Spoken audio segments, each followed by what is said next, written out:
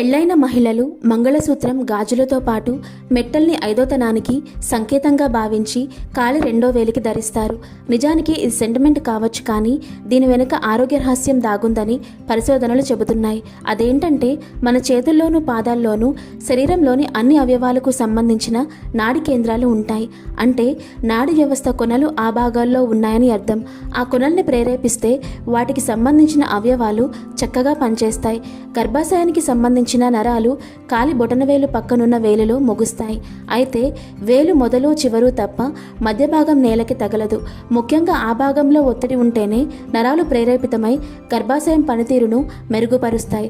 తద్వారా గర్భధారణ, నెలసర్లు, ప్రసవం అన్నీ సక్రమంగా ఉంటాయి. అలా అని ప్రతిరోజు ఆ వేళ్లని నొక్కుకోవడం కష్టం. చాలామంది అశ్రద్ధ వహిస్తారు. అలా కాకుండా ఆరోగ్యంగా ఉండటానికే వేలి మధ్యలో గుంటలా ఉండే చోట మెట్టెలు పెట్టుకోమంటారు. నడిచిన ప్రతిసారి ఆ మెట్టెలు నేలకు నొక్కుని గర్భాశయంపై ప్రభావం చూపిస్తాయి. అందుకే పూర్వీకులు వీటిని సౌభాగ్యంతో ముడిపెట్టి వివాహితులకు అతి ముఖ్యమైన ఆభరణంగా ప్రాచుర్యంలోకి తీసుకొచ్చారు.